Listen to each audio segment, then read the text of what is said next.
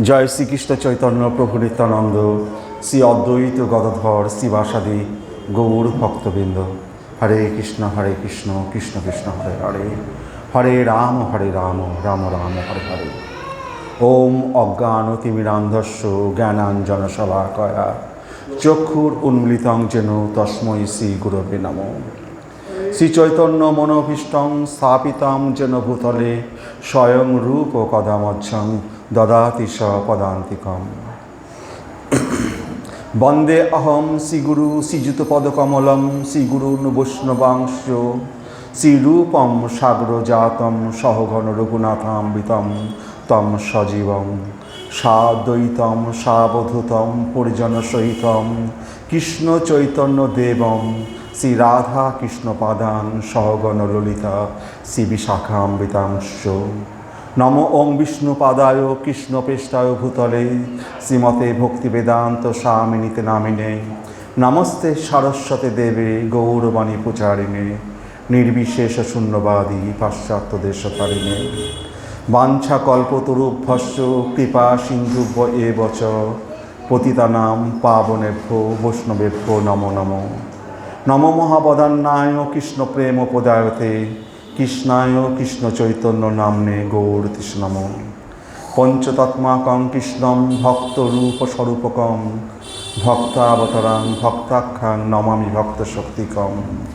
হে কৃষ্ণ করুণা সিন্ধু দীনবন্ধু জগৎপতে গোপেশ গোপিকাকান্ত রাধাকান্ত নমস্তুতে।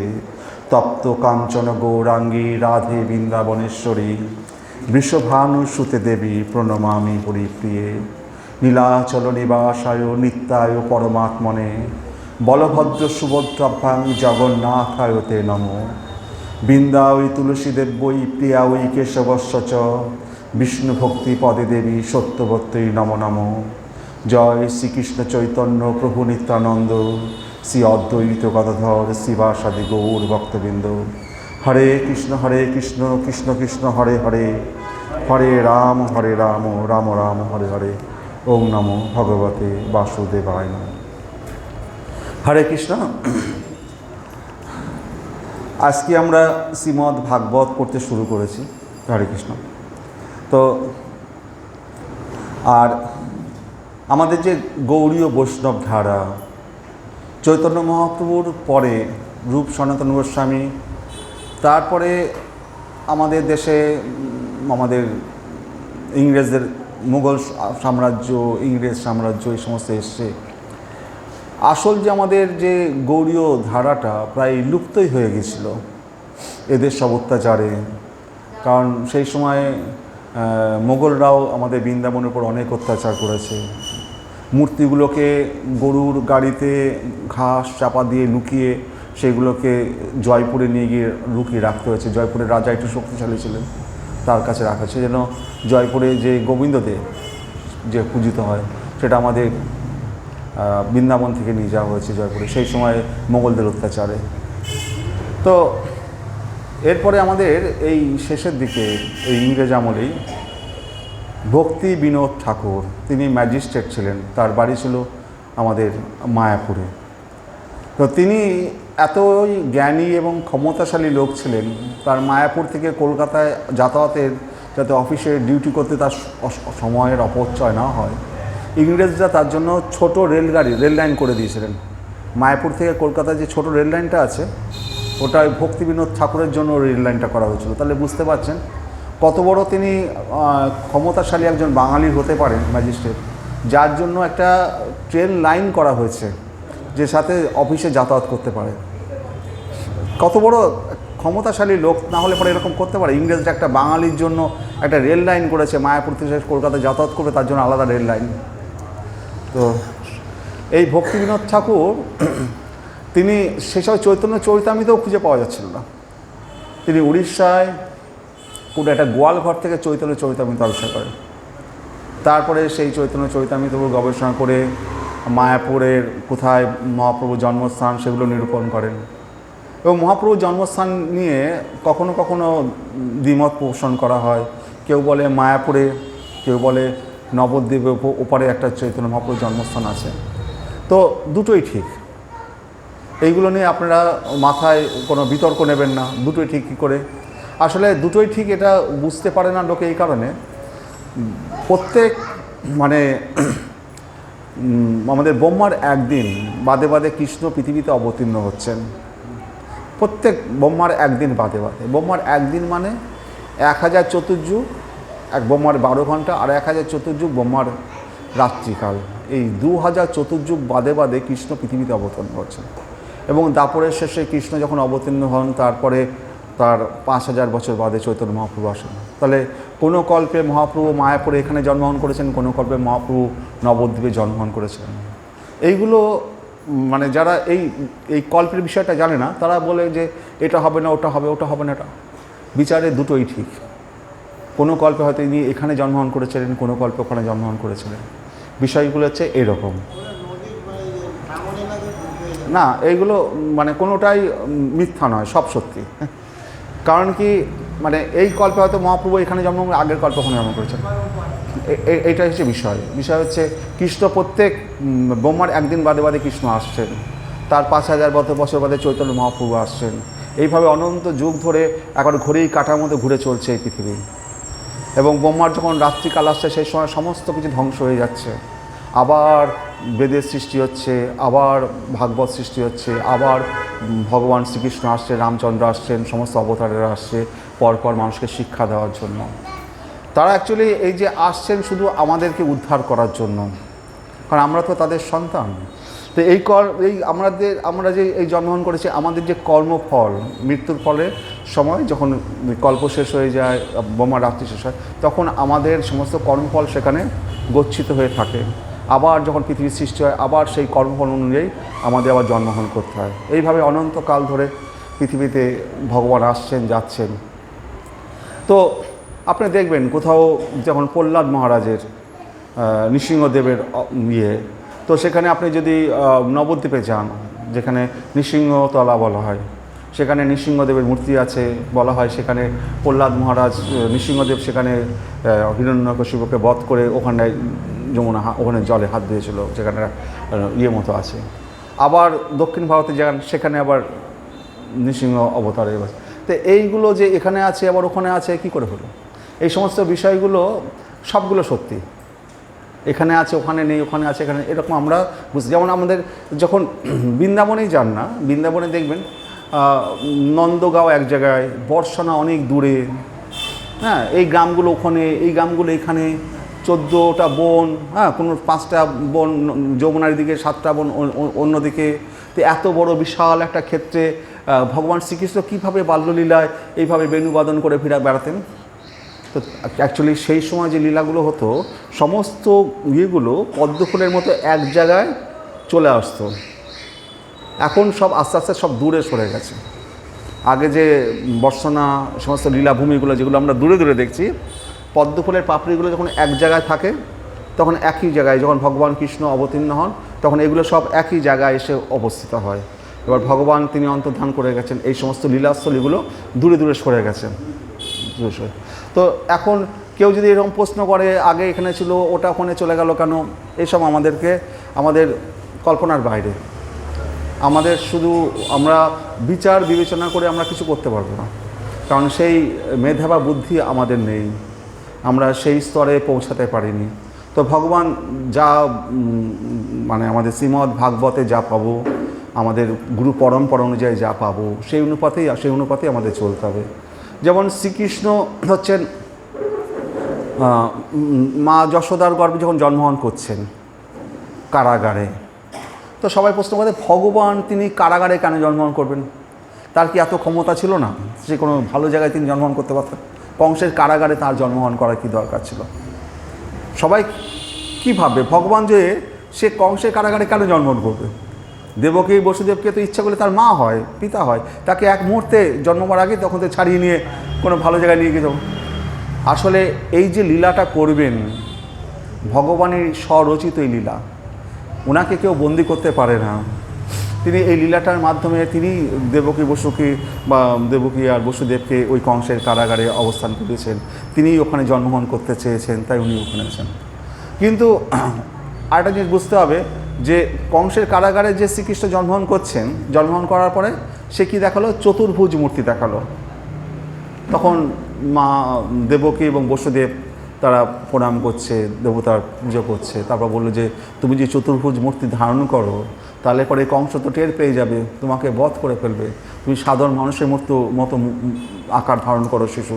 তো ভগবান তখন সাধারণ মানুষের মতো ছিল। ঠিক একই সময়ে নন্দগাঁয়ে, যশোদার ঘরে শ্রীকৃষ্ণ জন্মগ্রহণ করছেন। তিনি কিন্তু দ্বিভুজ মুরলীধরী শ্যামসুন্দর শ্রীকৃষ্ণ, তিনি হচ্ছেন আদি শ্রীকৃষ্ণ। আর এ হচ্ছে বিষ্ণু অবতার। এই যে চতুর্ভুজ ভগবান অবতীর্ণ হলেন যে আমাদের কংসের কারাগারে, এ হচ্ছে চতুর্ভুজ বিষ্ণু। চতুর্ভুজ এই বিষ্ণুদের কি আছে, এরা এই বিষ্ণুর যে অবতার, এই পৃথিবীর ভার হরণ করার জন্য তিনি জন্মগ্রহণ করেছেন। আর নন্দের ঘরে যে যশোদা দুলাল যে শ্রীকৃষ্ণ, দ্বিভুজ মুরলীধরী শ্যামসুন্দর শ্রীকৃষ্ণ, সেই শ্রীকৃষ্ণ হচ্ছে আদি শ্রীকৃষ্ণ। তার প্রথম প্রকাশ হচ্ছে বলরাম। প্রথম প্রকাশ বলরাম যখন, আর বলরাম আর শ্রীকৃষ্ণ যখন মথুরায় আসলো কংসবধ করতে, তখন এই শ্রীকৃষ্ণের নাম কি হলো? বাসুদেব শ্রীকৃষ্ণ। ওখানে যশোদা দুলাল নন্দন সুত বলা হচ্ছে, যখন বৃন্দাবনে রয়েছেন। যখন সেই শ্রীকৃষ্ণ এবং বলরাম মথুরায় আসছেন, তখন তাদের নাম হচ্ছে বাসুদেব শ্রীকৃষ্ণ, কারণ বসুদেব তার পিতা। বাসুদেব শ্রীকৃষ্ণ আর বলরামের নাম হচ্ছে শঙ্কর্ষণ। তাহলে কৃষ্ণের, আদি শ্রীকৃষ্ণের প্রথম প্রকাশ হচ্ছে বলরাম। তো প্রথম প্রকাশ বলরাম, ডায়নাঙ্গ থেকে প্রকাশ হচ্ছে, বামঙ্গ থেকে রাধারানী প্রকাশ হচ্ছে। শ্রীকৃষ্ণর শুধু এই দুটো লীলা, আদি যে শ্রীকৃষ্ণ তার এত কিছু করতে হয় না। এই পৃথিবীর ভার হরণ করব, অসুর বধ করব, এই সমস্ত জিনিস তার কাজ নয়। তিনি প্রেমিক, তিনি আমাদের সাথে প্রেম বিনিময় করেন। এই দ্বিভুজ মুরলীধরী শ্যামসুন্দর শ্রীকৃষ্ণ, একে তো চতুর্ভুজ রাখা হয়নি, কিন্তু আপনি যখন গীতা পাঠ করতে যাবেন ওখানটায়, সেখানে দেখবেন চতুর্ভুজ শ্রীকৃষ্ণ দাঁড়িয়ে আছে পৃথিবীর উপর। তিনি হচ্ছেন বিষ্ণু অবতার। এই দুই শ্রীকৃষ্ণের মধ্যে একটু পার্থক্য আছে। তো এবার মথুরার যে শ্রীকৃষ্ণ, বাসুদেব শ্রীকৃষ্ণ, দুই শ্রীকৃষ্ণই এক, এদের মধ্যে কোনো বিভেদ নেই। কিন্তু একটা হচ্ছে অবতারী, তার থেকে সমস্ত অংশগুলো, কারণ 24টা অবতার আছে। এই 24টা অবতারই ওই আদি শ্রীকৃষ্ণ, নন্দসুত শ্রীকৃষ্ণ তার অংশভূত, তার কলা। তারা কেউ এই শ্রীকৃষ্ণ থেকে কোনো অংশে কম নয়। কেউ যদি বলে ও বড়, ও ছোটো, এরকম বিচার করতে গেলে আমাদের পাপ হবে। এ বড়, এ ছোটো, কিন্তু বিচারটা কোন জায়গায় করব? আরাধ্য ভগবান ব্রজেশ তনয়। আমাদের মহাপ্রভু বলে গেছে আমরা কার আরাধ্য করব? আমরা এই ব্রজেশ তনয় বংশীধারী শ্রীকৃষ্ণ, রাধারানীর সহিত এই যে শ্রীকৃষ্ণ, এটা হচ্ছে আমাদের আরাধ্য ভগবান ব্রজেশ তনয়। যে ব্রজের যে তনয়, ব্রজেশ তনয়, কারণ তাকে পাওয়াটা সুলভ। আপনি দ্বারকার শ্রীকৃষ্ণকে পেতে গেলে পরে তিনি রাজা ধীরাজ, তার 16,108টা মহিষী রয়েছে, 8জন বড় বড় মহিষী রয়েছে, রুক্মিণী, সত্যভামা। তো সেই শ্রীকৃষ্ণকে পেতে গেলে পরে আমাদের রাজদরবারের বাইরে দাঁড়িয়ে থাকতে হবে। কখন উনি কৃপা করবেন, কখন তার ঘুম ভাঙবে, কখন দাঁড়িয়ে আমাদের রাস্তা ছেড়ে দেবে দ্বারকাধীশকে দর্শন করা, কারণ তিনি তো রাজা। কিন্তু এই ব্রজেশ তনয় নন্দসুত শ্রীকৃষ্ণ, যাকে মা যশোদা দড়ি দিয়ে বাঁধতে পারে, এই ব্রজেশ তনয় শ্রীকৃষ্ণ, এ হচ্ছে আমাদের আরাধ্য। আমরা সবাইকে প্রণাম করব, সবাই সমান শ্রীকৃষ্ণ, কিন্তু আমরা পুজো করার সময় এই শ্যামসুন্দর, দ্বিভুজ মুরলীধরী শ্যামসুন্দর, যার হাতে বংশী আছে, পাশে শ্রী রাধারানী আছে, তার সমস্ত গোপীরা রয়েছে, তিনি বৃন্দাবনে রাসলীলা করছেন। এই যে লীলা, এইটা হচ্ছে আমাদের আরাধ্য, এইটা আমাদের হৃদয়ের মধ্যে, এইটা আমাকে স্থাপন করতে হবে। আমরা কুরুক্ষেত্রের যুদ্ধের শ্রীকৃষ্ণ আর এই শ্রীকৃষ্ণ এক, কিন্তু যখন আমি আরাধ্য দেবতা, যাকে আমি পাবো, যার কাছ থেকে আমি আমার মন প্রাণ সমস্ত কিছু যার কাছে অর্পণ করব, সেই আরাধ্য দেবতার জন্য এই ব্রজেশ তনয়, এই দ্বিভুজ মুরলীধরী শ্যামসুন্দর শ্রীকৃষ্ণ আপনাদের মন্দিরে রাখা হয়েছে।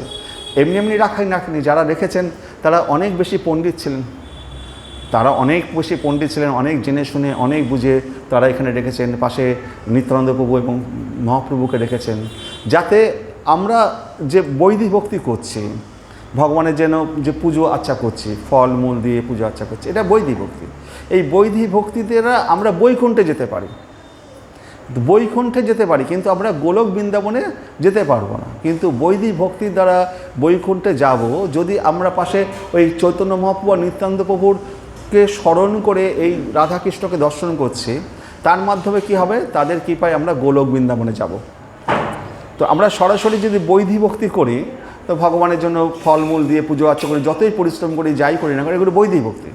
কিন্তু গোলক বৃন্দাবনে যেতে গেলে পরে রাগানুগা যে ভক্তি চাই, সেটা চৈতন্য মহাপ্রভু নিত্যানন্দ প্রভুর কৃপা চাই। তো সেই জন্য রাধাকৃষ্ণের পাশে চৈতন্য মহাপ্রভু নিত্যানন্দ প্রভু রয়েছে। যখন ভগবান ভক্তরূপে এসছেন, মহাপ্রভুকে ভক্তরূপে এসছেন, তো এই ভক্তরূপী ভগবানের কৃপার দ্বারা আমরা গোলক বৃন্দাবনে যেতে পারবো। তো আমরা এমনি যা জপ তপস্যা করবো বড় বড় মনীষী, আমরা খুব বেশি হলে বৈকুণ্ঠে যেতে পারবো। বৈকুণ্ঠে গেলে কি হবে, সেখানে আমাদের প্রত্যেকের 4 হাত হয়ে যাবে, আমরা একটা বিষ্ণুর মতো রূপ ধারণ করব। সেখানে কোনো কুণ্ঠা নেই, কোনো দুঃখ নেই, কষ্ট নেই, ঠিক আছে। কিন্তু গোলক বৃন্দাবনে যেখানে ভগবান তার গোপীদের সাথে রাসলীলা করছেন, সেই ধামে যেতে গেলে পরে এই চৈতন্য মহাপ্রভু নিত্যানন্দ প্রভুর কৃপা চাই। যে কারণে ভগবান যে কুরুক্ষেত্র যুদ্ধের পরে এই কলিযুগে তো ভগবানের অবতার গ্রহণ করার কথা নয়, তবু ভগবান দেখলেন এই যে লোকেরা আমার যে তপস্যা করবে, আমি যে গীতাটা দিয়ে আসলাম, কিন্তু সেই গীতাটাকে বুঝে আমাকে কি করে পাবে। তো এরা আমাকে যে ঐশ্বর্য জ্ঞানে যে ভজবে, আমার সামনে অনেক ফল মূল ধন দৌলত ঐশ্বর্য ওই সমস্ত দেবে, ঐশ্বর্য জ্ঞানে মোর ভক্তি নহে প্রীতি, এর দ্বারা আমি প্রীত হই না। যদি বাৎসল্যভাবে মা আমাকে মারে, বলরামের বা ছকাদের আশ্রয় যাচ্ছি, এই কৃষ্ণ তুই ওদিকে যাবি না, সবাই কৃষ্ণকে রক্ষা করছে, যেন কৃষ্ণ বাচ্চা ছেলে, ওকে রক্ষা করতে হবে, এই যে ভগবান সকলের দ্বারা রক্ষিত হচ্ছে, ভগবানকে সবাই শাসন করছে, এটা ভগবান ভালোবাসেন।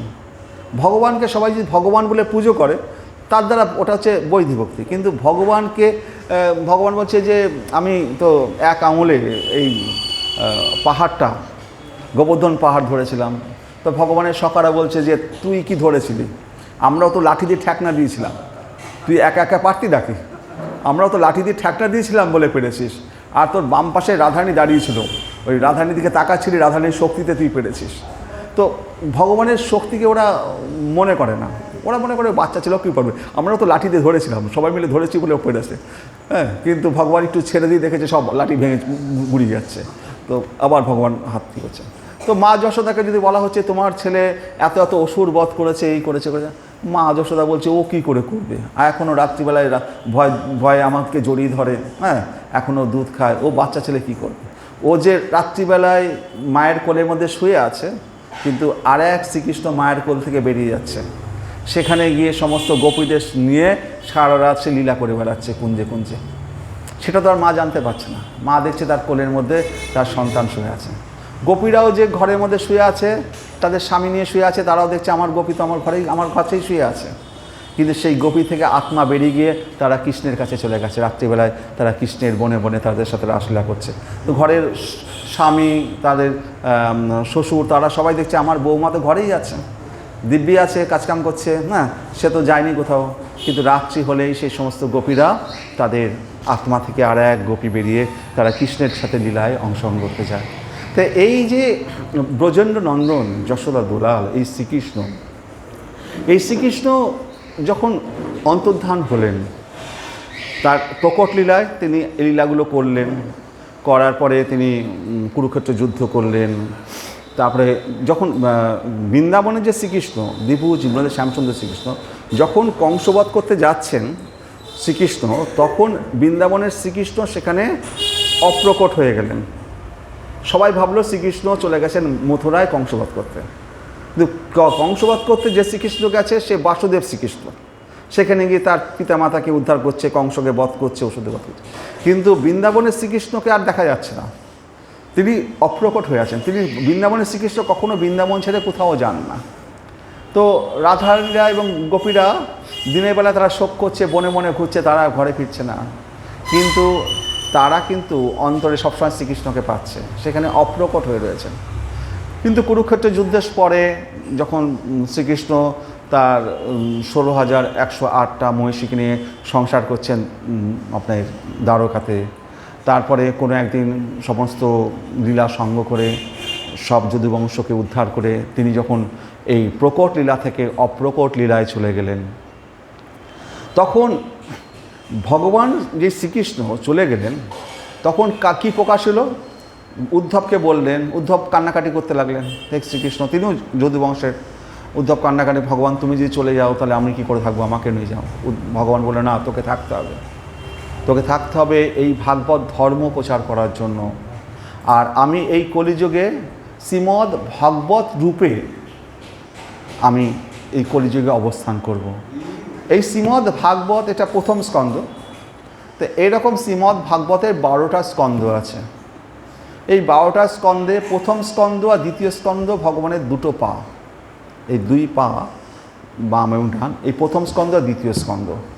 আর তৃতীয় আর চতুর্থ স্কন্ধ হচ্ছে ভগবানের জঙ্ঘা। আর হচ্ছে পঞ্চম স্কন্ধ হচ্ছে ভগবানের হচ্ছে উদর বা পেট।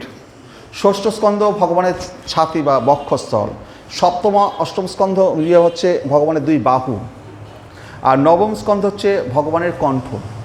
আর দশম স্কন্ধ হচ্ছে ভগবানের সুন্দর মুখমণ্ডল, হাস্যযুক্ত সুন্দর মুখমণ্ডল। আর 11 স্কন্ধ ভগবানের ললাট। আর দ্বাদশ স্কন্ধ হচ্ছে ভগবান। তো এই সম্পূর্ণ ভাগবত হচ্ছে এই 12টা স্কন্ধ। এই 12টা স্কন্ধ হচ্ছে সম্পূর্ণ ভগবানের শরীর। তো এই ভাগবতকে কেউ ঘরে নিয়ে আসা মানে ভগবানকে ঘরে নিয়ে আসা। শ্রীমদ্ ভাগবতকে ঘরে নিয়ে আসা মানে সে ভগবানকে নিয়ে আসা। তো আমি বলবো যে আপনারা যে গোরখপুরে যে ভাগবত আছে, ওটা যদি আপনি প্রথম খণ্ড আর দ্বিতীয় খণ্ডে, দুটো খণ্ডে ওটা প্রকাশ, ওটা 700-800 টাকা দাম। একটা খণ্ডের দাম 400 টাকা, আরেকটা খণ্ডের 800 টাকা, 700-800 টাকা দাম। তো আমি বলবো প্রত্যেকের ঘরে ভাগবতম, অন্তত গোরখপুরে ভাগবতম, সস্তার ভাগবতম, ওটা অন্তত নিয়ে ঘরে রাখবেন। কারণ কি, হয়তো পড়তে পারবেন কি পারবেন না আমি সেটা বলছি না, কাউকে ছোট করা উচিত না। অন্তত তাকে পুজোর ওখানে রাখলেন, মাঝে সাথে তাকিয়ে একটু দেখলেন, চেষ্টা করলে একটু ধূপ দিলেন, তাকে ছুঁয়ে প্রণাম করলেন, মানে স্বয়ং ভগবান তো না, এই গ্রন্থের মধ্যে দিয়ে তিনি প্রকাশ পাচ্ছেন। তাহলে ভগবান যখন অপ্রকট লীলায় গেলেন, তখন প্রকট লীলায় এই অর্ক সূর্যরূপে উদিত হলো এই শ্রীমদ্ ভাগবতম। এই অর্ক সূর্যরূপে শ্রীমদ্ ভাগবতমের প্রথম স্কন্ধে 1 থেকে 19টা অধ্যায় আছে, মানে 19টা অধ্যায় আছে। তো শ্রোতা, বক্তা, এর নিরূপণ, তারপর 3টে সংবাদ আছে, শৌনকাদি ঋষি সংবাদ, অষ্টম। আর এখানে এই শ্রীমদ্ ভাগবতমে শ্লোক সংখ্যা কত? 17,994, প্রায় 18,000 শ্লোক আছে এই শ্রীমদ্ ভাগবতমে। তো এই 18,000 শ্লোক কে রচনা করেছেন ভাগবতম? ব্যাসদেব। তো ব্যাসদেব হচ্ছে ভগবানের শক্তাবেশ অবতার। নারদমুনিও ভগবানের শক্তাবেশ অবতার। নারদমুনি হচ্ছে ভগবানের ব্রহ্মার 3য় পুত্র নারদমুনি। আর যেখানে ব্যাসদেব 17তম অবতার। তো ব্যাসদেব জ্ঞানের অবতার। তিনি সমস্ত পুরাণ রচনা করেছেন। বেদকে, মানে কলিযুগের মানুষ বেদ পড়তে পারবে না বলছে, বেদ তাদের জ্ঞান নেই বলে তিনি বেদকে 4 ভাগে ভাগ করেছেন। এবং বেদকে একজন তার যে শিষ্য, সেই বেদের এক একজন শিষ্যকে দায়িত্ব দিয়েছেন। যেমন সামবেদ ছিল জৈমিনী ঋষির, সামবেদের প্রচারক। আর পুরাণগুলোর প্রচারক ছিল হচ্ছে আমাদের সূত গোস্বামীর পিতা হচ্ছে রোমহর্ষণ মুনি। তিনি হচ্ছে পুরাণের প্রবক্তা। এই যে রোমহর্ষণ মুনি, ইনি ব্রাহ্মণ ছিলেন না। এরা ছিল হচ্ছে এরা হচ্ছে একবার শ্রবণ করলেই এদের সব কানে মুখস্থ থাকতো। মানে একবার যদি শ্রবণ করতো তারা কখনো ভুলতো না, তারা পুরো শ্লোক পরপর বলতে পারতো। এই রোমহর্ষণ মুনি ছিল। তো যখন আমরা দেখলাম যে পরীক্ষিত মহারাজ যখন তিনি এক ব্রাহ্মণ ঋষি সমীক ঋষির ছেলে সিংহ ঋষির দ্বারা অভিশপ্ত হলেন, 7 দিনের মধ্যে তার তক্ষক দ্বারা দংশিত হবেন। সাথে সাথে পরীক্ষিত মহারাজ দেখলেন, যখন ঘরে ফিরে আসলেন তখন দেখলেন তার বিরাট অন্যায় হয়ে গেছে। আমি পাণ্ডব বংশের গৌরব, সেই গৌরবকে আমি ধূলিসাৎ করেছি, একজন ঋষির গলায় মৃত সাপ জড়িয়ে দিয়ে এসেছি, আমার এই শরীর না রাখাই ভালো, এত বড় অপরাধ করেছে। সেই সাথে সাথে সেই সমীক ঋষি একজন শিষ্যকে পাঠালেন যে খবর দিতে যে রাজাকে আমার পুত্র সিঙ্গি ঋষি অভিশাপ দিয়েছে 7 দিনের মধ্যে মৃত্যু। সাথে সাথে সেই পরীক্ষিত মহারাজ আর রাজসভায় ঢুকলেন না, সাথে সাথে বললেন আমার পুত্র জন্মেজয়কে, ধৌম ঋষি ছিল পাণ্ডবদের মানে আমাদের কী বলে কুলগুরু, ধৌম ঋষিকে বললেন যে তুমি এই আমার পুত্র জন্মেজয়কে রাজা করো রাজত্ব করে, আমি আর ঘরে প্রবেশ করব না। আমি সাথে সাথে যেখানে ভগবানের পদনিশ্চিত গঙ্গা প্রবাহিত হয়, যার মাধ্যমে আমরা আবার ভগবত ধামে ফিরে যাব, সেই গঙ্গার কূলে তটে গিয়ে আমি সেখানে আশ্রয় নেব। তো এবং ঠিক করলেন যে জল তৃষ্ণা পাওয়ার জন্য তিনি শ্রমিক ঋষির গলায় মৃত সাপ জুড়েছেন, তিনি আর জল পর্যন্ত স্পর্শ করবেন না। তিনি সেই গঙ্গার তটে গিয়ে বসলেন একটি নেংটি পরে, সমস্ত রাজবেশ ছেড়ে দিয়ে। সাথে সাথে সমস্ত পৃথিবীর সমস্ত ঋষিরা, আপনার ব্যাসদেব, নারদমণি থেকে শুরু করে গৌতম ঋষি থেকে সমস্ত ঋষিরা সেখানে এসে উপস্থিত হলেন। তখন পরীক্ষিত মহারাজ বলছেন, দেখো আমি এতকাল ধরে রাজত্ব করেছি, কখনো এত ঋষির সমাগম দেখিনি। আজকে ওই শ্রমিক ঋষির পুত্র ওই সিঙ্গি ঋষি, হ্যাঁ সিঙ্গি আমাকে অভিশাপ দিয়েছে, আর এই অভিশাপটা তো মনে হচ্ছে অভিশাপ নয়, এটা বিশেষভাবে আমার জন্য বর প্রদান করেছে। আজকে এত মুনি ঋষি আজকে আমাকে ঘিরে বসেছে যে আমি তাদের দর্শন করার সৌভাগ্য পাচ্ছি। তো সেই সময় তো প্রশ্ন হলো যে ভগবান প্রশ্ন যে এই যে পরীক্ষিত মহারাজ এসে বসলেন, এসে সবাইকে প্রশ্ন করলেন, আমার সামনে তো 7 দিন বাদে মৃত্যু, তাহলে আমার এখন কি করা উচিত? কেউ বলছে যে জপ তপস্যা করা উচিত, কেউ বলছে যে দান ধ্যান করা উচিত, হ্যাঁ, কেউ সঠিকভাবে কিছু বলছেন না। ব্যাসদেব চুপ করে বসে আছেন, নারদমণি চুপ করে বসে আছেন, কারণ তারা তো সর্বজ্ঞ, তারা জানেন এই সময় কার উপস্থিতি হবে। কারণ তারা জানতেন যে যদি আমাদের মনে প্রশ্ন আসে, ভগবান সম্বন্ধে জানার প্রশ্ন আসে, তাহলে ভগবানই তার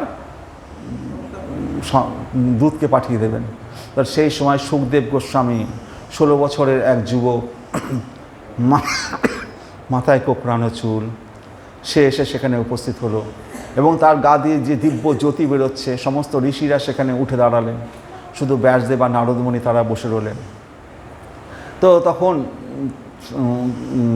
ওই সুখদেব গোস্বামীকে তাকে ব্যাসাসনে বসানো হলো এবং পরীক্ষিত মহারাজ তার পা ধুয়ে দিলেন জল দিয়ে, এবং পরীক্ষিত মহারাজ বললেন যে হে সুখদেব গোস্বামী, আপনি আমার কথাটা বললেন না, বললেন যে সমস্ত যে মৃত প্রায় মানুষ, যাদের সামনে মৃত্যু মানে মানে মৃত্যু আকারে অবশ্যম্ভাবী এই মৃত্যুমুখী মানুষ, এদের কি গতি হবে, এদের গতি কি আছে? কারণ উনি আমার শব্দটা ব্যবহার করলেন না, এখানে সমস্ত মানুষের কথা বলে, হ্যাঁ, যে যারা মৃত্যুমুখী মানুষ, মুমূর্ষ মানুষ, তাদের কি কি ধর্ম পালন করা উচিত।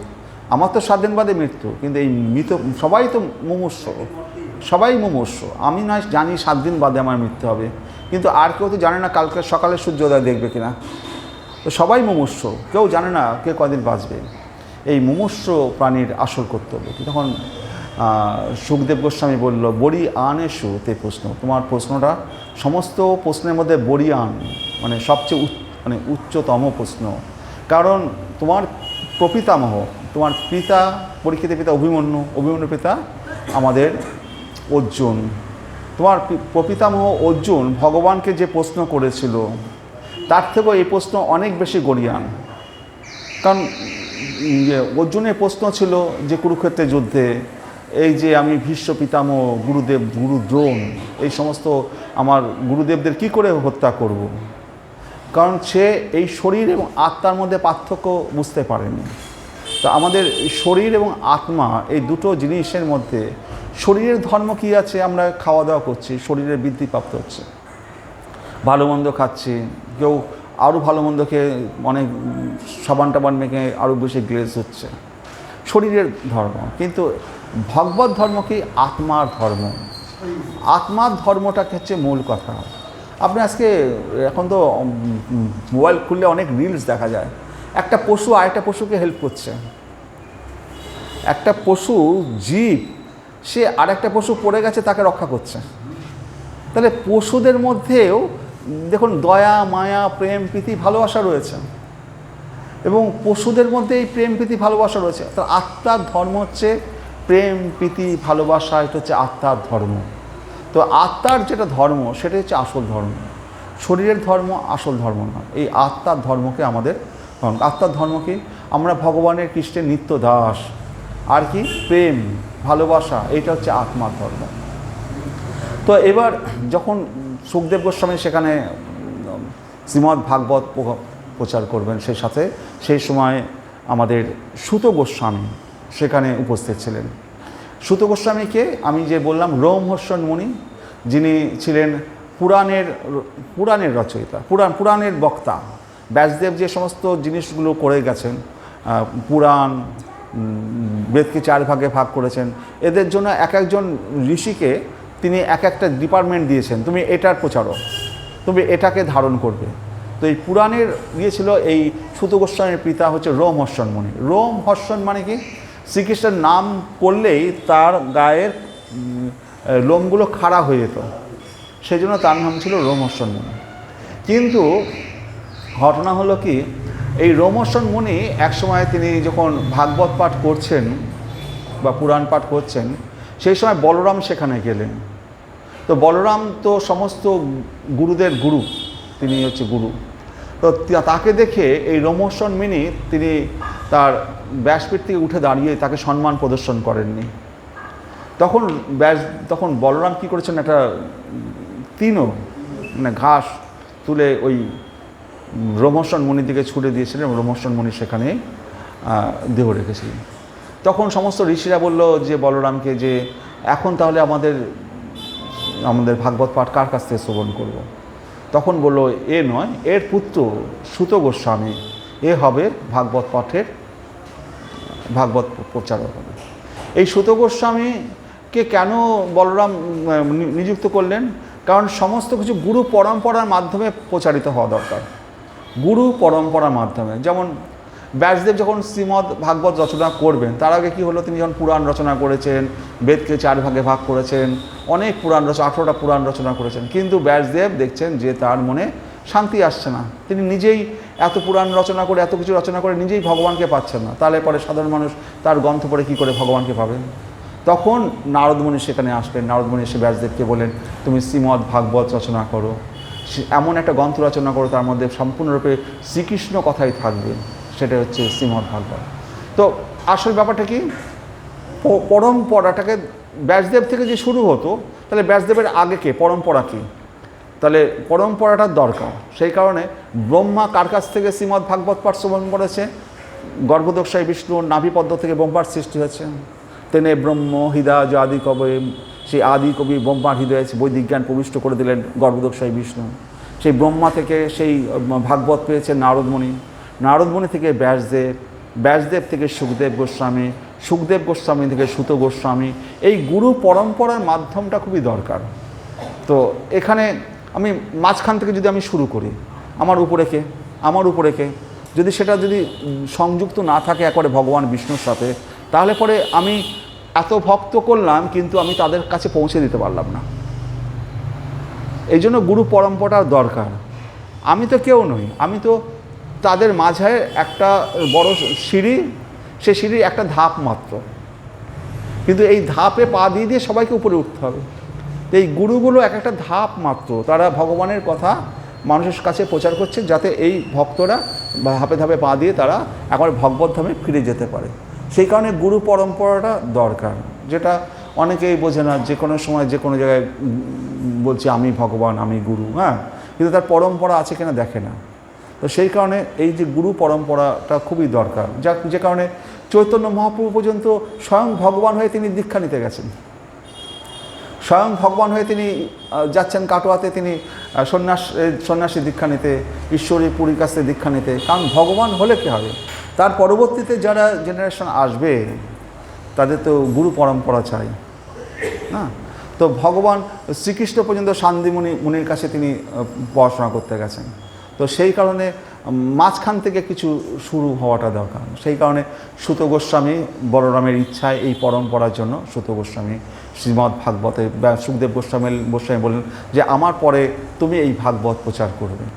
তো এই সুত গোস্বামী যখন ভাগবত প্রচার করবেন, তার আগে কি হলো, এই কলিযুগ আসছে দেখে আমাদের প্রয়াগে প্রায় ৮৮,০০০ ঋষি, এরা ঊর্ধ্বরেতা ঋষি ছিল। ঊর্ধ্বরেতা হচ্ছে এরা সবাই মানে বিবাহ করেনি, তাদের কি বলা হয় মানে ব্রহ্মচারী। এই ঊর্ধ্বরেতা ঋষি ৮৮,০০০ ঋষি, এরা তখন ব্রহ্মার কাছে জানতে চাইলো সামনে কলিযুগ আসছে, মানুষ অধঃপতিত মানুষের কি করে উদ্ধার হবে, এই ভয়ঙ্কর কলিযুগ দেখতেই পাচ্ছেন এই কলিযুগের কি অবস্থা, এবং কিভাবে মানুষ কিভাবে পশু হত্যা হচ্ছে, কেউ সেটা বুঝতে পারছে না যে এই পশুদের হত্যা করা হচ্ছে। এই পশুদের এখন এত বুদ্ধি বা জ্ঞান হয়ে গেছে, আপনি অবাক হয়ে যাবেন। পশুরা এখন সব বোঝে। এখন পশুরা আগেকার আমি মনে হয় আজ থেকে 10-15 বছর 20 বছর আগেও পশুদের এত জ্ঞান বুদ্ধি আমরা দেখতে পাইনি। হ্যাঁ, এখন পশুদের মধ্যে অনেক জ্ঞান বুদ্ধি হয়েছে। আমি একটা দেখছিলাম, একটা বাচ্চা মেয়ে স্কুল থেকে নামছে, মানে স্কুলের বাস থেকে নামলো, মাঠের মধ্যে নামিয়ে দিল বাচ্চাটাকে, আর 5-7টা কুকুর ছুটতে সেখানে গিয়ে দাঁড়িয়ে আছে। বাচ্চাটা নামবে, কুকুরগুলো বাচ্চাটাকে নিয়ে খেলতে খেলতে ওর বাড়ি পর্যন্ত আসবে বাচ্চাটাকে নিয়ে। মানে কুকুরগুলোর সাথে বাচ্চাটার এতটাই হৃদ্যতা যে এই সময় হয়েছে, এখন বাচ্চাটা ঘরে ফিরবে, ওইখানে রাস্তায় নামিয়ে দেবে, 5-7টা কুকুর দাঁড়িয়ে আছে, কখন তাদের মালকিন ঢুকবে। এই বাচ্চা মেয়েটাকে তারা মানে তাদের সাথে খেলতে খেলতে দৌড়াতে আসবে। মানে বাচ্চাটার সাথে কুকুরের কি সম্পর্ক, এই প্রেম প্রীতি ভালোবাসা, এটা এখন দেখা যায়। আগেও ছিল, কিন্তু আমাদের সামনে এইভাবে চোখে পড়তো না। এখন এই সমস্ত ফোনের কারণে অনেক সময় দেখা যায় এই সমস্ত ঘটনা। মানে পশুদের মধ্যে কীরকম বুদ্ধি আছে, তারাও মানুষের মতো তারা বুদ্ধি রাখছে, কিন্তু যেহেতু তারা পশু, যেহেতু তারা পশু জীবন পেয়েছে, কিন্তু তারা ভগবানের নাম করতে পারছে না। সেই কারণে আমাদের এখন অন্তত এইটুকু বোঝা উচিত, রাস্তাঘাটে যত পশু দেখবেন, কুকুর বিড়াল যাই হোক, জেনে রাখবেন তাদের মধ্যে পরমাত্মা রয়েছে। তো তাদের হেয় চোখে দেখবেন না।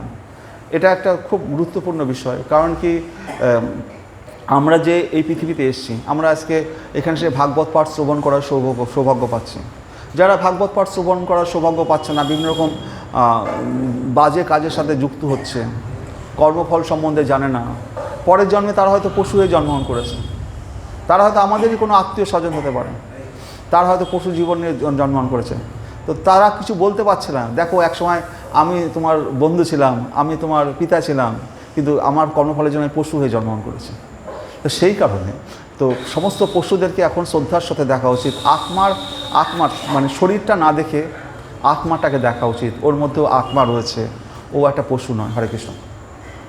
তো এবার এই সমস্ত ৮৮,০০০ ঋষি তারা ওই প্রয়াগে ব্রহ্মাকে কাছে প্রার্থনা করলেন যে আমরা এই সামনে কলিযুগ আসছে, এই কলিযুগের মানুষদের সামনে মহা বিপদ আছে, এরা কি করে উদ্ধার পাবে, আমরা সেই জন্য যজ্ঞ করতে চাই, 1000 বছর ধরে যজ্ঞ করব।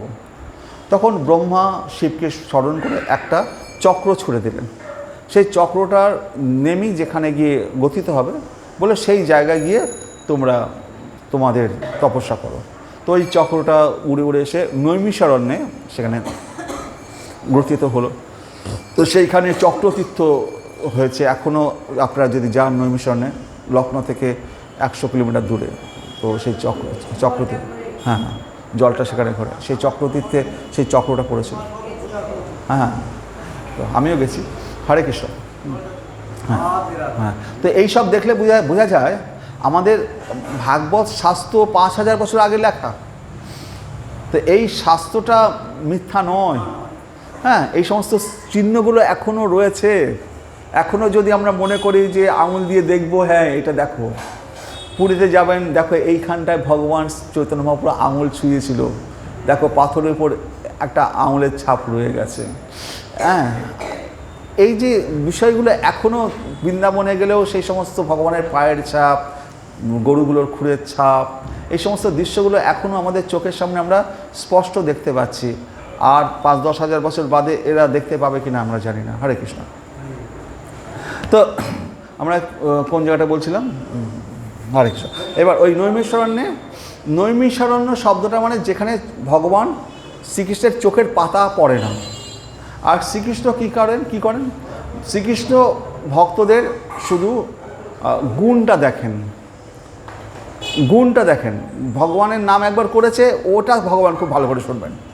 ভগবানের বিরুদ্ধে যদি কোনো কথা বলেন ও শুনবে না। ভগবানের সবসময় ভগবান মানে শুধু ভালোটা নেবে ভগবান।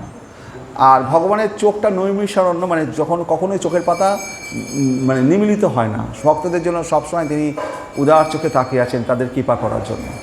আর নৈমিষ মানে যেখানে তার চোখের পাতা পড়ে না, আর যেখানে মায়ার প্রবেশ নিষেধ, ওইখানে কোনো মায়া প্রবেশ করতে পারবে না নৈমিষারণ্যে। আর ওখানটায় প্রচুর নিম গাছ আছে। নিম গাছে নিম বৃক্ষ থাকা মানে সেখানে ঔষধি গুণে ভরা, যেখানে রোগ বিসুখ হবে না। তো সেখানটায় গিয়ে সেই ৮৮,০০০ ঋষি সেখানে গিয়ে তারা যজ্ঞ শুরু করলেন। যজ্ঞ করতে করতে যজ্ঞের যে ধোঁয়ায় তাদের গায়ের রং কালো হয়ে যেতে লাগলো যজ্ঞের ধোঁয়ায়। তো এরকম ৮৮,০০০ ঋষি ১,০০০ বছর ধরে যজ্ঞ করছেন, ১,০০০ বছর। এখনও নৈমিষারণ্যে যদি মাটি খোঁড়া যায় ওইসব জায়গায় এখনও সেই যজ্ঞের সেই কাঠ কয়লা এই সমস্তগুলো নিজের মাটির তলায় পাওয়া যাবে। তো এখন যেখানটায় বলা হয় ব্যাসপীঠ, ওইখানটায় ব্যাসপীঠ আছে।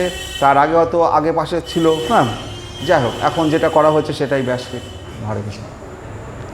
তো সেইখানে ৮৮,০০০ ঋষি সেখানে বসে সেখানে যজ্ঞ করছেন। সেই সময় কোনো একদিন এই সূত গোস্বামী সেখানে এসে উপস্থিত হলেন।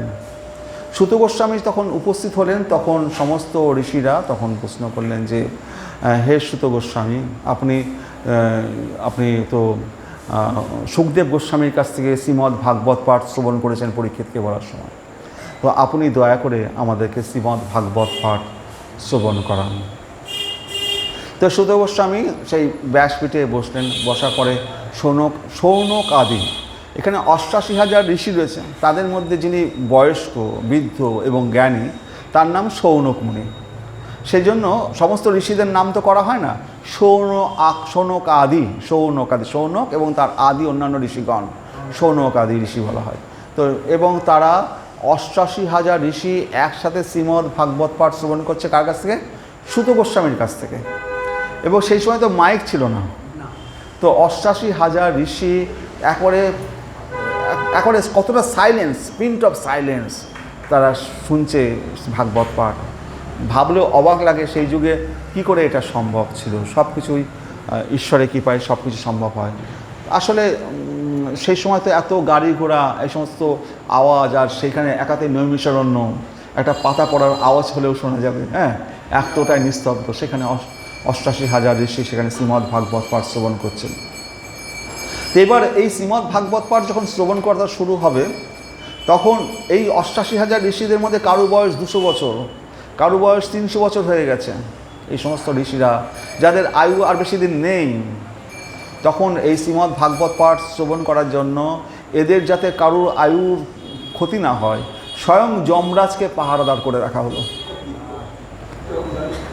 যে শ্রীমদ্ ভাগবত পাঠ শ্রবণ করবে, এদের যাতে মাঝপথে এদের শ্রবণে বিঘ্ন না হয়, এদের যাতে তার আগে মৃত্যু না হয়, সেই জন্য স্বয়ং যমরাজকে পাহারাদার করে রাখা হয়েছে। বুঝতে পারছেন? যাদের এদের কাউকে যমরাজ নিতে না পারে। শ্রীমদ্ ভাগবত পাঠ শ্রবণ যখন করবে, তখন যমরাজ পর্যন্ত এদের কাছে স্পর্শ করতে আসবে না, ছুতে আসবে না। এরা যাতে সম্পূর্ণ শ্রীমদ্ ভাগবত পাঠ শ্রবণ করতে পারে, সেই জন্য যমরাজকে পাহারাদার করে রেখে দেওয়া হয়েছে। হরে কৃষ্ণ।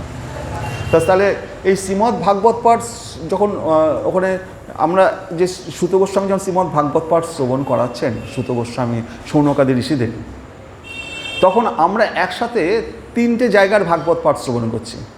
একটা হচ্ছে পরীক্ষিত মহারাজকে সুখদেব গোস্বামী এসে যে ভাগবতটা দিয়েছে, আর একটা হচ্ছে বিদুর মৈত্রীয় সংবাদ। যখন ভগবান অন্তর্ধান হলেন, তার আগে বিদুর তো কুরুক্ষেত্রের যুদ্ধ ছেড়ে চলে গেছিলেন আপনার বিভিন্ন তীর্থ পরিভ্রমণে। যখন ফিরে আসলেন, তখন উদ্ধবের কাছে জানতে পারলেন ভগবান অন্তর্ধান হয়েছেন। ভগবান নির্দেশ দিয়ে গেছেন বিদুরকে, বিদুর জন্য মৈত্র মুনির কাছ থেকে ভাগবত পাঠ শ্রবণ করেন। তো বিদুর আসলেন মৈত্র ঋষির কাছে, মৈত্র ঋষির কাছ থেকে বিদুর ভাগবত পাঠ শ্রবণ করেছিলেন। তো এই সূত গোস্বামী একসাথে এই শৌনকাদি ঋষিদের কাছে যখন ভাগবতটা দিচ্ছে, বিদুর মৈত্রীয় সংবাদ সেই ভাগবত এবং পরীক্ষিত এবং সুখদেব গোস্বামী কৃত যে ভাগবত, তো দুটো জায়গার ভাগবত এবং সৌনকাদি, তিনটে ভাগবতের পাঠ আমরা একসাথে শ্রবণ করার সৌভাগ্য পাচ্ছি এখানটায়। তো যখন পরীক্ষিত মহারাজ এই শ্রীমদ্ ভাগবত, সুখদেব গোস্বামী পরীক্ষিত মহারাজকে শ্রীমদ্ ভাগবত পাঠটা দেবেন, সেই সময় স্বর্গের ইন্দ্র দেবতা এবং সমস্ত দেবতারা এক ভারপত্রী সোনার কলস অমৃত নিয়ে এসছে। এনে সুখদেব গোস্বামী বলছে, এই অমৃতটা তুমি পরীক্ষিত মহারাজকে দিয়ে দাও।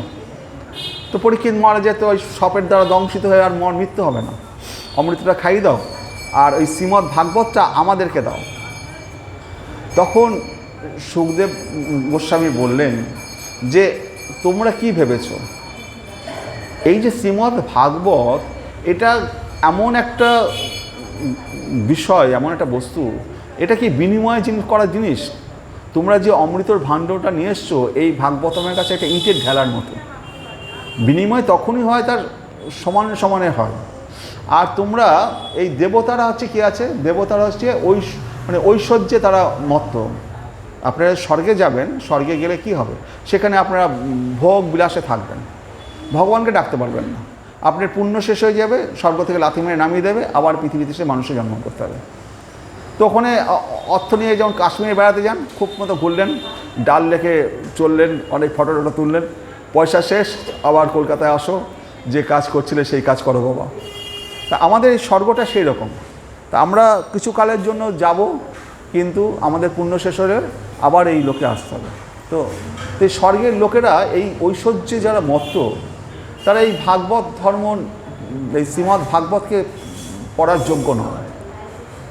কারণ শ্রীমদ্ ভাগবতে যখন শুরু করছেন আমাদের ব্যাসদেব, তার প্রথম শ্লোকই হচ্ছে ওং নমো ভগবতে বাসুদেবায়। তো 12টা শব্দের এই মন্ত্র, 12টা শব্দের ওং নমো ভগবতে বাসুদেবায়। তারপরে বলছে জন্মাদস্য যত অম্বয়াত ইতরতে চ অর্থেশ অভিজ্ঞ সরাট, তেনে ব্রহ্ম হৃদাজ আদি কবয়ে মুহ্যন্তে যৎ সুরয়, তেজ বারিমিদাং যথা বিনিময় যত্র তিস্বর্গ অমৃষা, ধামনা সেন সদা নিরস্ত কুহকম সত্যম পরম ধীময়।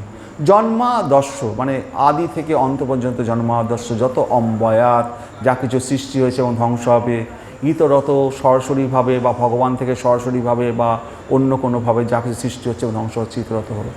জন্মাদর্শ যত অম্বয়াত ইতরত চ অভিজ্ঞ সরাট। অভিজ্ঞ সরাট মানে যিনি অভিজ্ঞ, তিনি সমস্ত বিষয়ে যিনি জ্ঞানী, তিনি অভিজ্ঞ। সরাট মানে যাকে যার অন্যের কারোর প্রতি তার অবলম্বন করতে হয় না। সরাট মানে স্বাধীন, সরাট।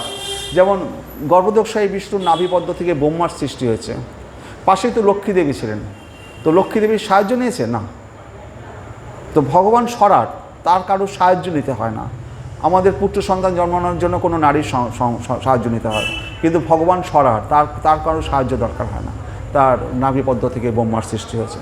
তো তিনি অভিজ্ঞ সরাট, তেনে ব্রহ্ম হৃদা, তিনি সেই আদি কবি ব্রহ্মার হৃদয়ে, তেনে ব্রহ্ম হৃদা যা আদি কবয়, সেই আদি কবি ব্রহ্মার হৃদয়ে বৈদিক জ্ঞানকে প্রবিষ্ট করে দিলেন। সেই জ্ঞান চৈতন্য কণা, তেনে ব্রহ্ম হৃদা যা আদি কবয়ে মুহ্যন্তি যৎ সুরয়, যা দেখে সমস্ত ঋষিরা মুহ্যন্তি মানে মুহমান হয়ে পড়েন, তারা ভেবে পান না এটা কীভাবে হচ্ছে। মুহ্যন্তি যৎ সুরয় তেজ বারিমিদাং যথা, যারা বাড়ি মানে জল, মিদ মানে মাটি, তেজ বারিমিদাং মানে অগ্নি, জল এবং মাটির সংমিশ্রণে এই যে পৃথিবী তৈরি হয়েছে, তেজ বারিমিদাং যথা বিনিময়, যার বিনিময়ে তৈরি হয়েছে, যত্র তিস্বর্গ অমৃষা, ধামনা সেন সদা নিরস্ত কুহকম সত্যম পরম ধীমহি। সেই সত্যস্বরূপ পরম, সেই সত্যকে আমরা ধীমহি ধ্যান করছি।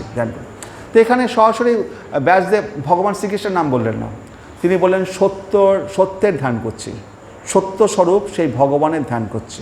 এখানে বলতে পারতেন সরাসরি শ্রীকৃষ্ণের ধ্যান করছে, সত্যম পরম ধীমহি না দিয়ে শ্রীকৃষ্ণম পরম ধীমহি বল, কিন্তু তিনি সত্য কথা বললেন। সত্য কেন?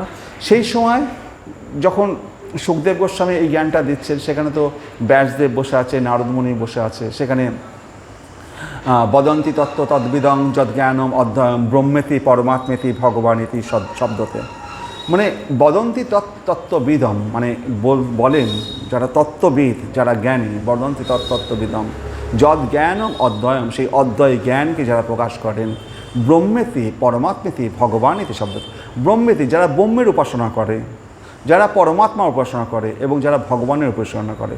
তো 3 ভাগে বিভক্ত হচ্ছে ভগবান, সেই ব্রহ্ম। তো ব্রহ্মেতি মানে ব্রহ্মজ্যোতি। ব্রহ্মজ্যোতিটা কি? ভগবানের শরীরের যে অঙ্গ 6টা, বাইরে যে অঙ্গ 6টা, সেটা হচ্ছে ব্রহ্মজ্যোতি। একটা ব্রহ্মজ্যোতির হচ্ছে আলোক। এই যারা ব্রহ্মের উপাসনা করে সেই ব্রহ্মজ্যোতির উপাসনা করছে। ব্রহ্মেতে তারা শুধু জ্ঞানের ব্রহ্মের উপাসনা করছে, তারা ব্রহ্মেতে বিলীন হয়ে যাবে, তার জ্যোতিতেই বিলীন হয়ে যাবে, তারা ভগবানের কাছে আসতে পারবে না। আর একটা হচ্ছে ব্রহ্মেতি পরমাত্মেতি। সেই যোগীরা সবসময় তারা ধ্যান করছে হৃদয়ের মধ্যে পরমাত্মাকে দর্শন করার চেষ্টা না। ব্রহ্মেতি পরমাত্মেতি।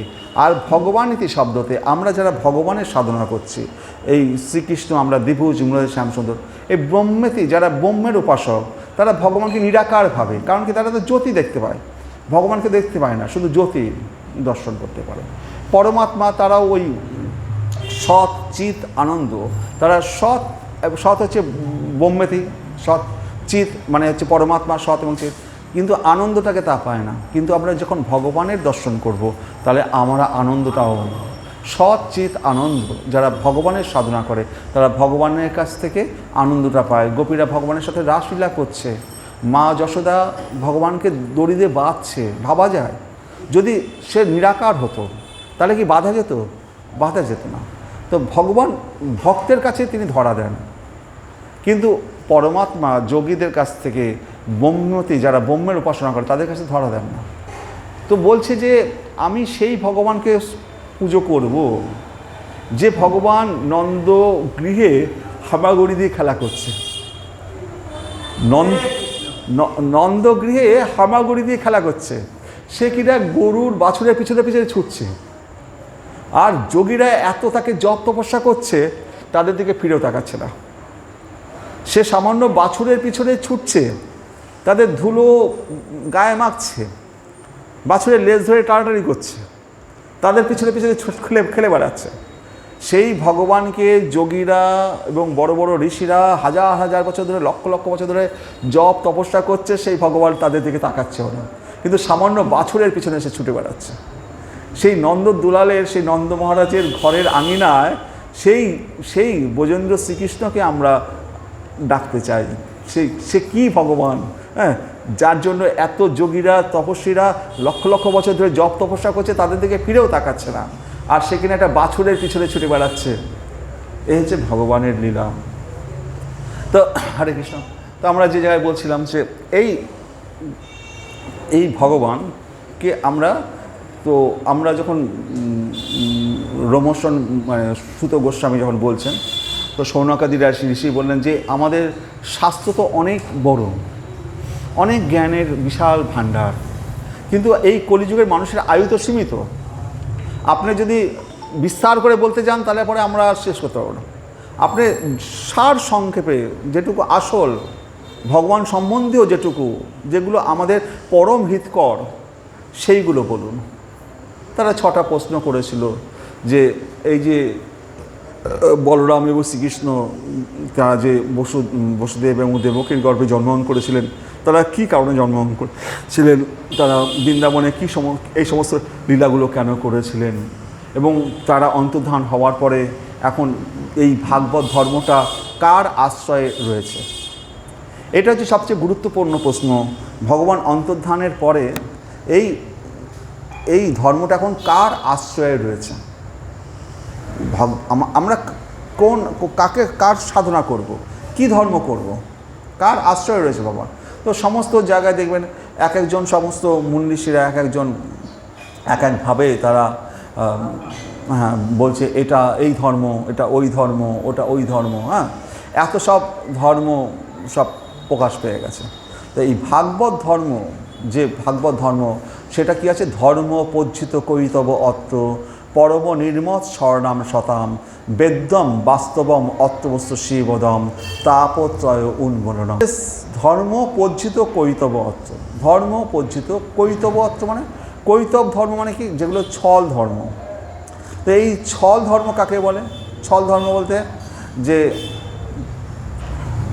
যে আমি তোমাকে পুজো দিচ্ছি, তার বিনিময়ে তুমি আমার এইটা করে দাও, ছল ধর্ম।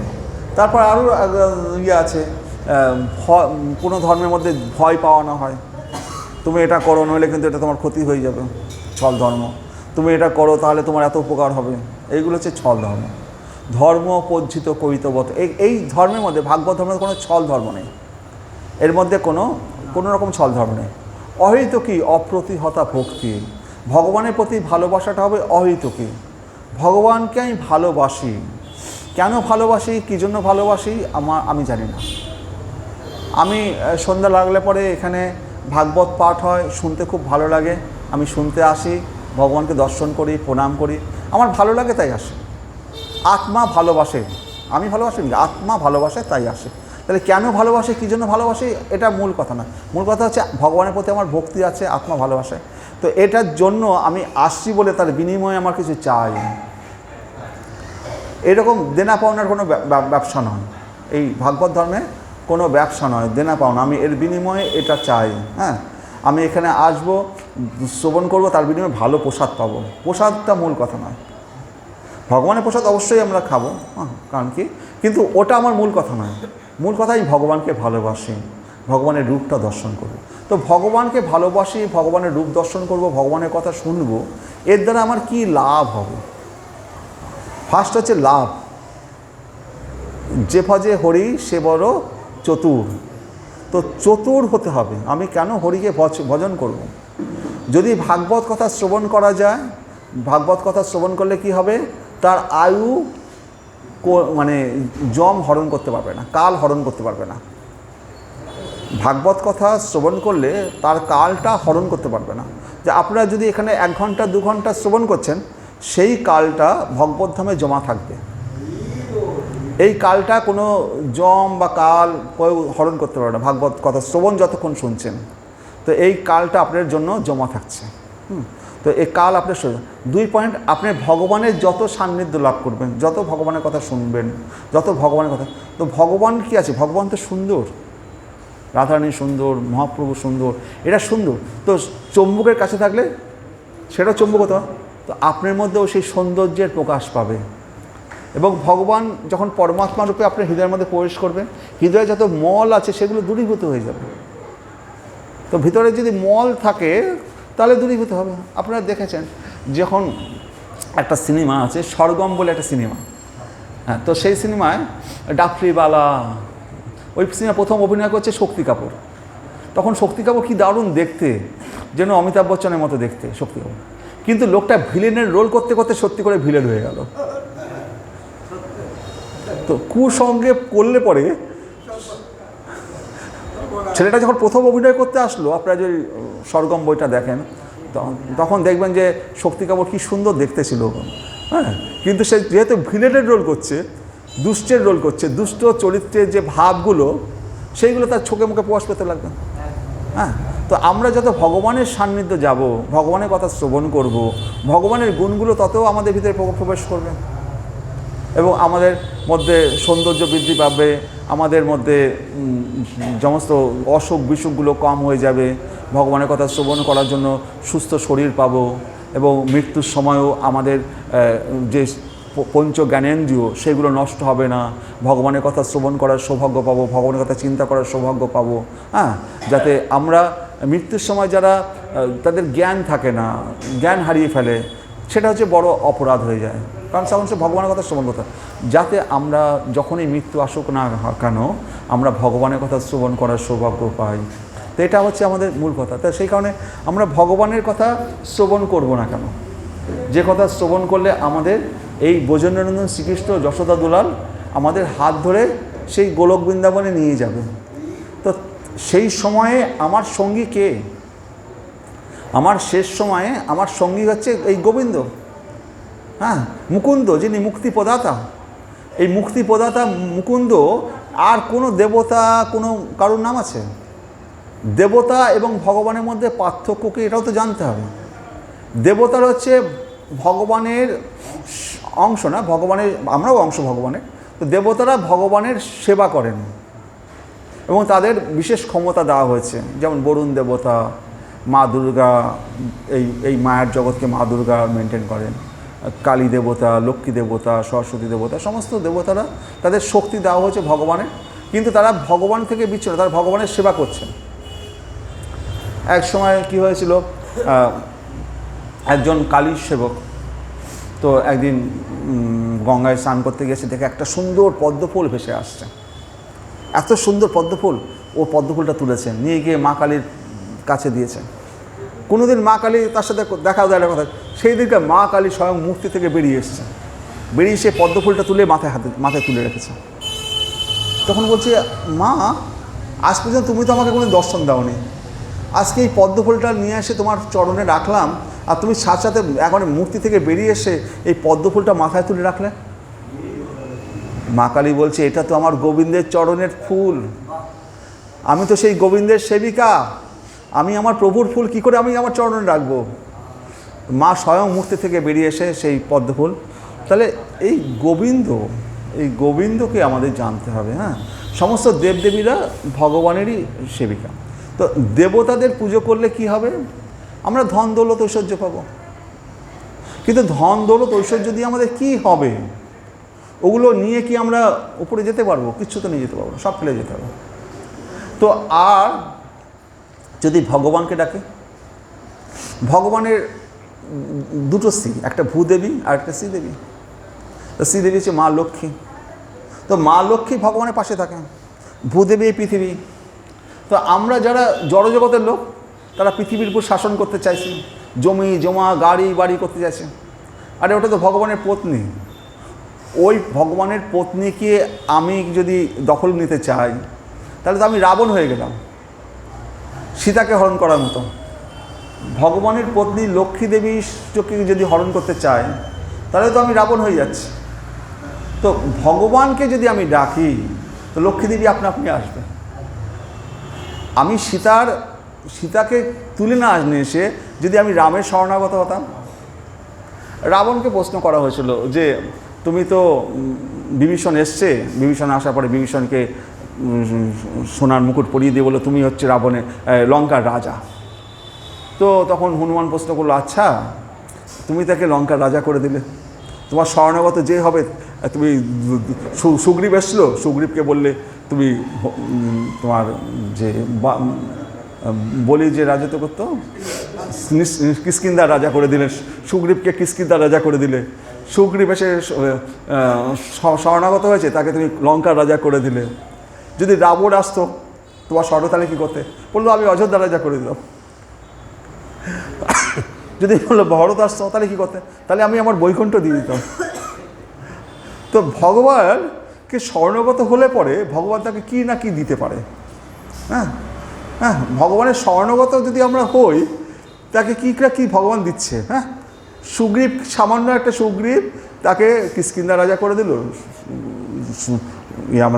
আমাদের হ্যাঁ বালি রাজার ভাই, আর লঙ্কার ভাই রাবণের ভাই হচ্ছে বিভীষণকে লঙ্কার রাজা করে দিল। তো ভগবানের শরণাগত হলে পরে ভগবান কী না কী দিতে পারে, নিজের ধাম পর্যন্ত দিতে পারে। ভক্তের প্রতি ভগবানের এতটাই করুণ আগে। এবার হচ্ছে এই ধর্ম পরিচিত করিতব্য অত্র পরম নির্মৎ শরণাম শতাম। এই যে ধর্ম, শ্রীমদ্ ভাগবত পাঠ কারা শ্রবণ করার যোগ্য? যাদের হৃদয় নির্মৎসর হয়েছে বোঝায়। নির্মৎসর বলতে বোঝায় যাদের কারোর প্রতি হিংসা দেশ এইগুলো যাদের নেই। তো এই যে আপনারা এসছেন, তা আপনারা বলতে পারেন কি আমাদের মধ্যে কি হিংসা দেশ তো এখনও রয়েছে, তো আমরা কি করে না, আছে বটে, কিন্তু যেহেতু ভাগবত পাঠ শ্রবণ করছেন, আস্তে আস্তে সেগুলো দূরে হয়ে যাবে এবং ভগবান তাদেরকেই তার কথা শুনতে শ্রবণ করার সৌভাগ্য দেয়। যে ভগবান তো জানে আজকে এর হৃদয় থেকে নির্মৎসর যদি নাও হয়ে থাকে, আগামীকাল হবে, না পরশু দিন হবে, না 10 বছর বাদে হবে। এরা আমার ভক্ত, এরা ভক্ত জেনেই ভগবান তার আশ্রয়ে আপনাদেরকে নিয়ে এসছে। তো আপনাদের হৃদয় নির্মৎসর হয়ে গেছে, না হলেও হবে এবং হবেই। হ্যাঁ, এবং না হলে ভগবান কাউকে তার চরণের পাশে আশ্রয় দেন না। তো নির্মৎসর যাদের হৃদয়ে সমস্ত অন্যের প্রতি হিংসা দেশ থেকে তারা মুক্ত হয়েছে, তারা নির্মৎসর। হ্যাঁ, এই নির্মৎসর যারা, তারাই এই শ্রীমদ্ ভাগবত পাঠ শ্রবণ করা অধিকারী। ধর্ম পজ্জিত করিতব্য অত্র কৈতবত্র পরম নির্মৎ স্বর্ণাম শতাম বেদ্যম বাস্তবম অত্রবস্তু শিবদম তাপত্রয় উন্মূলনম। বেদ্যম এই বেদের বাস্তব বস্তু হচ্ছে শ্রীকৃষ্ণ। বেদ্যম বাস্তবম অত্রবস্তু শিবদম, শিবদম মানে মঙ্গলকারী। তাপত্রয় উন্মূলনম, আমরা যে ত্রিতাপের জ্বালায় সবসময় জন্মগ্রহণ করছি। বাচ্চা জন্মগ্রহণ করার সাথে সাথে করে কেঁদে উঠল, এই মায়ের জগতে প্রবেশ করেছে, সাথে সাথে কেঁদে উঠছে। তো কেন? এই মায়ের জগতে ত্রিতাপ জ্বালা। এখানে মায়ের কোলে পেটের মধ্যে ছিল, মা যদি টক খেত তার কষ্ট হতো, কিন্তু তখন সে কাঁদতো না। মা যেমন খাবে সেইভাবে বাচ্চারও হবে, সেই জন্য গর্ভবতী মায়েদের বলা হতো বেশি টক ঝাল খাবে না, বাচ্চার কষ্ট হবে। তো মায়ের পেটের মধ্যে তার কোনো দুঃখ ছিল না, সে নিঃশ্বাস নিচ্ছে কিনা কোনো অসুবিধা নেই। কিন্তু জন্ম হওয়ার পরে তার নিঃশ্বাস নিতে হবে, তার খাবার খেতে হবে, হ্যাঁ, তিতাপ জ্বালায়, গরম লাগছে, হ্যাঁ, শীত লাগছে, হ্যাঁ, ঠান্ডা গরমে সে কষ্ট পাচ্ছে। তো তিতাপ জ্বালায় এই পৃথিবীতে জন্মগ্রহণ করার সাথে সাথে আমরা এই মায়ের জগতে তিতাপ জ্বালায় আমরা ভুক্তভোগী হচ্ছে, তিতাপ জ্বালায়। তাপত্রয় উন্মূলনম, এই তিতাপ তাপ কি আধ্যাত্মিক, আধিদৈবিক আর আধি ভৌতিক, এই তিতাপ জ্বালা। তো যাহামাত্র জন্মগ্রহণ করেছি আমরা প্রত্যেকেই এই তিনটে জ্বালায় আমরা জারিত হচ্ছি। কিন্তু এই শ্রীমদ্ ভাগবত পাঠ শ্রবণ করার সাথে সাথে এই তিতাপ জ্বালা তাপত্রয় উন্মূলনম, মানে মূল সমেত সেটাকে উন্মূলিত করে দেবে। তাপত্রয় উন্মূলন। শ্রীমদ্ ভাগবতে মহামুনিকৃতে কিংবা পরে ঈশ্বর, এই শ্রীমদ্ ভাগবত যখন রচিত হয়েছে, মহামুনি ব্যাসদেব কৃত এই শ্রীমদ্ ভাগবত শ্রবণ করার পরে আর কোনো গ্রন্থপাঠের দরকার নেই। এই শ্রীমদ্ ভাগবত পাঠ শ্রবণ করলে, এই শ্রীমদ্ ভাগবতকে আশ্রয় করলে আর কোনো গ্রন্থের দরকার নেই। মহামুনি ব্যাসদেবের কৃত মহামুনিকৃতে কিংবা পরে ঈশ্বর, আর কোনো ঈশ্বর আর কোনো কিছু দরকার নেই। মহামুনি শ্রী ব্যাসদেব যেটা দিয়েছে মহামুনি। তারপরে বলছে যে নিগম কল্পতর গলিতম ফলম সুখ মুখাদ অমৃত দ্রব সংযুতম পিবত ভাগবতম রসমালয়ম মুহুরহ রসিকা ভুবি ভাবুকা। হরে কৃষ্ণ, ওটা কি জলটা পড়ে যাচ্ছে? তো নিগম কল্পতর, নিগম শাস্ত্র কি? বেদ। তো আমাদের একটা জিনিস মাথায় রাখতে হবে, বেদ কবে সৃষ্টি হয়েছে? বেদ সৃষ্টি হয়েছে ভগবানের নিঃশ্বাস থেকে। ভগবানের মুখ থেকে যেমন গীতা নিঃসৃত হয়েছে, ভগবানের নিঃশ্বাস থেকে বেদের প্রকাশ হয়েছে। এবং বেদ হচ্ছে আমাদের যত ধর্ম আছে, বেদকে যদি না মানে তাহলে সেগুলো কোনো ধর্ম নয়। বেদ কোটি কোটি বছর আগে ভগবানের নিঃশ্বাস থেকে এটা আবির্ভূত হয়েছে। এবং পৃথিবী যখন আবার ধ্বংসপ্রাপ্ত হয়, আবার সেই বেদের প্রকাশ ঘটে। এই বেদই হচ্ছে আমাদের আসল। এই বেদ থেকেই আমাদের এই ঋগ্বেদ, সামবেদ, যজুর্বেদ, অথর্ববেদ, বেদকে 4 ভাগে ভাগ করা হয়েছে। এবার এই বেদকে আমরা পড়তে পারবো না বলেই ব্যাসদেব ব্রহ্মসূত্র রচনা করলেন। ব্রহ্মসূত্রও আমরা পড়তে পারবো না ভেবে এই ব্রহ্মসূত্রের ভাষ্য এই শ্রীমদ্ ভাগবত রচনা করলেন। তো শ্রীমদ্ ভাগবতটা কেন রচনা করলেন? এই বেদের যে কথাগুলো আছে সেই কথাগুলোই আপনাকে এই যে গল্প আকারে বলছি, যদি গল্প আকারে না বলে শুধু শ্লোকগুলো পড়ে যেতাম, সংস্কৃত শুধু শ্লোকগুলো পড়ে যেতাম, আপনারা এর থেকে রস পেতেন না। তো ভগবানের যে এই যে রস মাধুর্য সে শরীর, তো আগে তো ব্রহ্মজ্যোতিতে সবাই তাহলে ব্রহ্মের উপাসনা করতো, ব্রহ্মজ্যোতিতে বিলীন হয়ে যেত। এই যে রস ভগবানের সাথে মিলিত হওয়ার যে সাধনা, গোপীদের মাধ্যমে বা ভগবানকে বাৎসল্য রূপে পাওয়া, মা যশোদা বাৎসল্য রূপে সখারা ভগবানের সাথে খেলছে মাঠে, বৃন্দাবনে মাঠে মাঠে গরু চড়িয়ে বেড়াচ্ছে সখাদের সাথে ভগবান, সখা রূপে, বাৎসল্যভাবে পিতামাতা রূপে, প্রেমিক রূপে গোপীরা এইভাবে ভগবানের সাথে যে মিলিত হচ্ছে পঞ্চমহাভাবে, এটা তো আমরা সেই রস পেতাম না, খালি শ্লোক পড়ে যেতাম। আপনাদের মধ্যে কোনো স্বাদ আসতো না। এই স্বাদ, এই রস এইটা হচ্ছে ভগবান, এই শ্রীকৃষ্ণর পদযুগল। ভগবান শ্রীকৃষ্ণ কী করছেন? পায়ের বুড়ো আঙুলটা চুষছেন, নিজের পায়ের বুড়ো আঙুল নিজে চুষছে। যখন সে বালক রূপে বটপাতার উপর বসিয়ে আছে, বালক শ্রীকৃষ্ণ নিজের বুড়ো আঙুল নিজে চুষছে, তার বুড়ো আঙুল থেকে তার মধু রস বের হচ্ছে, মধুরম মধুরম মধুরম।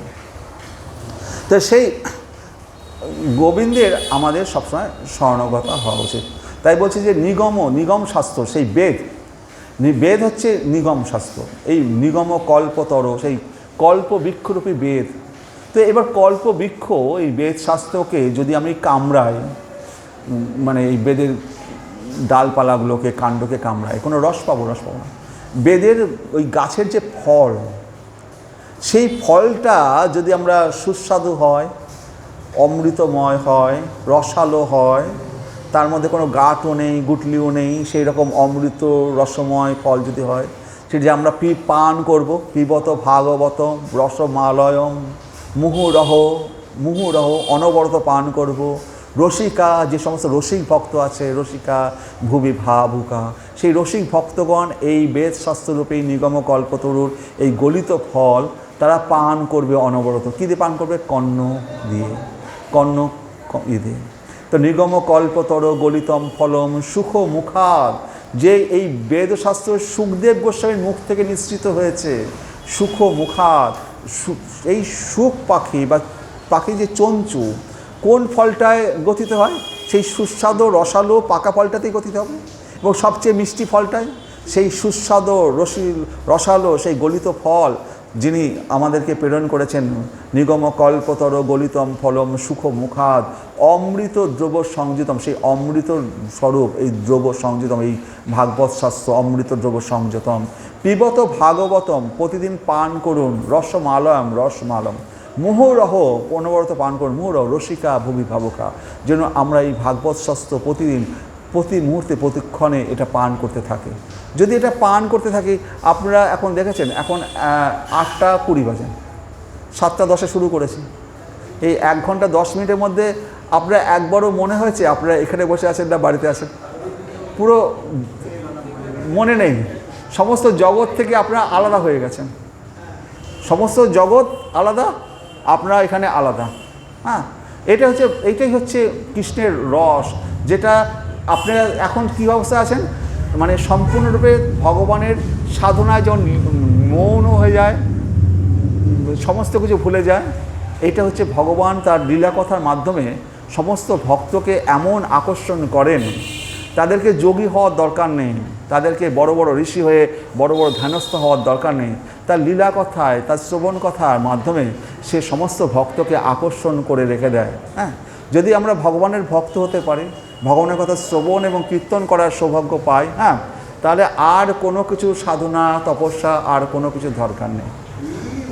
তো আজকে এখানে শেষ করি। হরে কৃষ্ণ কৃষ্ণ কৃষ্ণ হরে হরে, হরে রাম রাম রাম রাম। ওম নমো ভগবতে বাসুদেবায়। হরে কৃষ্ণ।